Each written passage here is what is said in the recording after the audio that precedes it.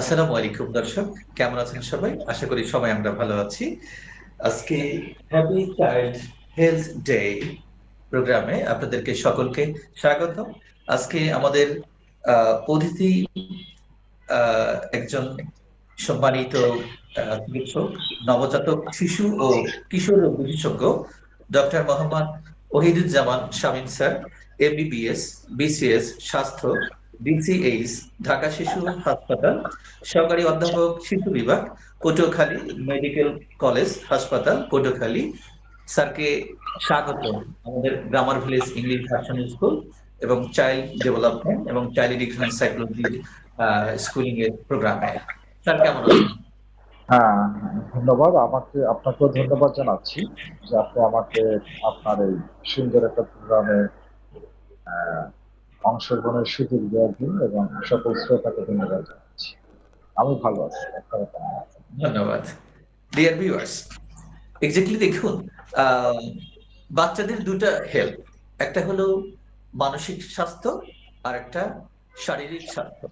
Normally দেখা যায় যে শারীরিক স্বাস্থ্যের ডেভেলপমেন্ট বাচ্চাদের না থাকার কারণে আমরা যারা বাচ্চাদের রিসার্চ করি বা স্কুলিং লেভেলে আর্লি চাইল্ড ডেভেলপমেন্টে যারা কাজ করি, তারা প্রতিনিয়ত কিন্তু বিভিন্ন নানাবিধ প্রবলেমের সম্মুখীন হই। তার মধ্যে অন্যতম ইস্যুটা হলো যে একটা শিশুর সপ্তাহে একটা প্রতিষ্ঠানে একটা স্কুলে যদি 5 দিন ক্লাস থেকে থাকে, তো সেক্ষেত্রে দেখা যায় যে তাদের শারীরিক অবনতির কারণে বা অসুস্থতার কারণে 5 দিন ক্লাসের মধ্যে তারা 2 দিন বা 3 দিন কিন্তু রেগুলারলি ক্লাসে অ্যাবসেন্ট থাকে।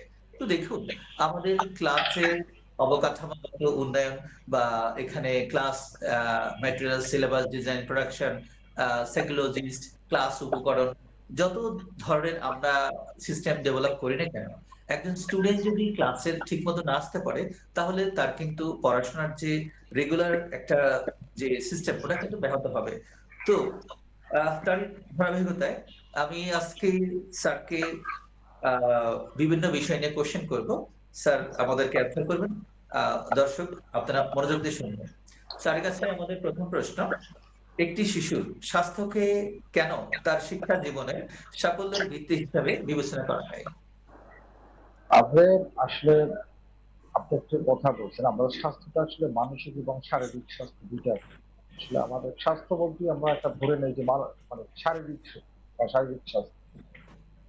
আপনি যদি মানসিক স্বাস্থ্যটা ভালো না থাকে, আপনি একজন টিচার আপনি পড়াচ্ছেন, আপনি কিন্তু কনসেন্ট্রেট করতে পারবেন না। এরপরে মানসিক স্বাস্থ্য হওয়ার পরে আপনার যে বুদ্ধির বিকাশ বা আপনি এটাকে কনসেন্ট্রেট করে সেটাকে আবার মনে রাখা, প্রডিউস করা পরীক্ষার সময় এগুলো পারা যাবে। আর শারীরিক স্বাস্থ্য যদি আপনার ভালো না থাকে, আপনি অ্যাটেন্ডেন্ট বলেন স্কুলে, সেটা আপনি করতে পারবেন।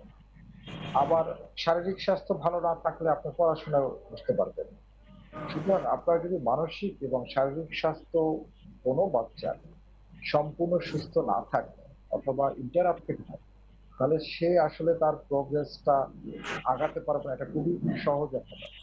সুতরাং আমাদের মানসিক এবং শারীরিক স্বাস্থ্য উভয় তার ভালো হতে হবে একটা শিশুর উন্নতি করার জন্য।